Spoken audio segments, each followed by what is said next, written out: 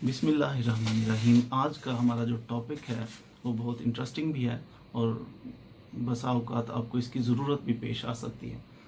Topic है dog biting से related जो हमारे लॉज हैं उसके बारे में कुछ बात करेंगे। मिसाल के तौर पर अगर किसी ने कुत्ता रखा है अपने आपके नेबरहुड में, या फिर आप कहीं से गुजर रहे हैं, आप पार्क के अंदर मौजूद हैं, वहाँ बाज़ लोग अपना पालतू कुत्ता लेके आ जाते हैं।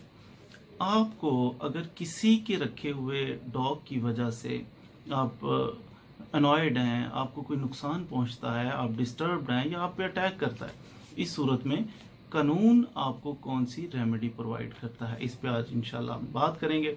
सबसे पहली एडवाइस जो मैं आपको देना चाहूँगा वो ये है कि आपने कभी भी किसी के जानवर को खुद अटैक नहीं करना।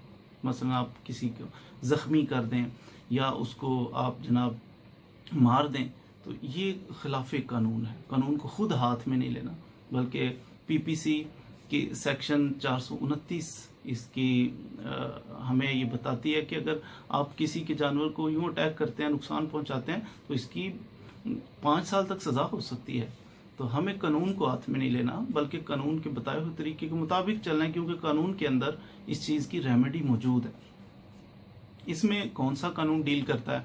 अगर किसी का कुत्ता आप पे अटैक करे या आपको नुकसान पहुंचाए या आप परेशान है उससे, इसको कानून डील करता है जनाब पुलिस आर्डर 2002, उसका सेक्शन 140 और 141 अगर आप पढ़ें तो उसके अंदर आपको इसके बारे में मालूमात मिल जाएंगी कि जो कोई बंदा इस तरह अपने पालतू कुत्ते को खुला छोड़ दे या किसी पे वो अटैक करे या फिर किसी को डिस्टरबेंस क्रिएट करे, लोग डरते हुए गुजरते हैं पार्क के अंदर या फिर कहीं गली में से गुजरते हुए डरते हैं, तो इसकी रेमेडी मौजूद है पुलिस आर्डर 2002 के अंदर, सेक्शन उसका 140 और 141, जिसके अंदर ये मेंशन है कि ऐसा बंदा जो है उसको 10,000 रुपये तक जुर्माना भी किया जा सकता है, और साथ ही साथ अगर वो पे नहीं करता तो उसे 30 दिन के लिए जेल की हवा भी खाना पड़ सकती है।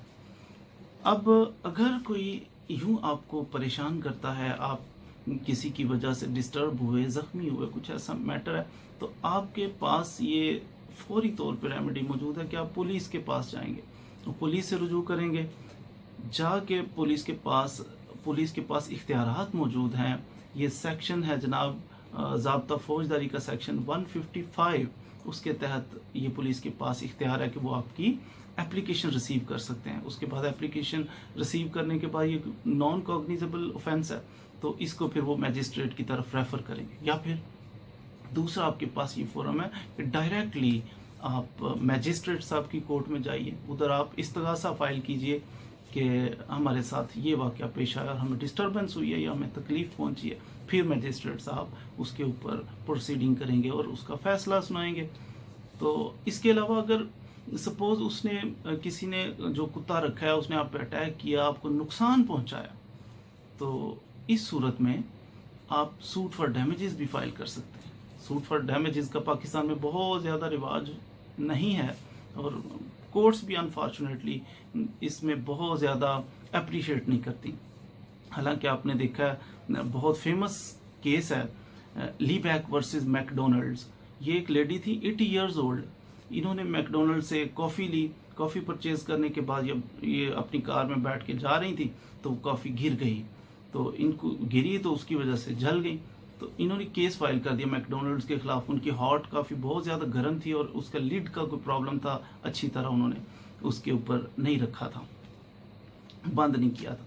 अब ये कोर्ट में पहुंच गई कि मुझे बहुत ज़्यादा इनकी वजह से तकलीफ़, मैंने सफ़र किया है, मैंने मेडिसिन यूज़ किया है और मुझे वैसे बड़ा मेंटल टॉर्चर हुआ है।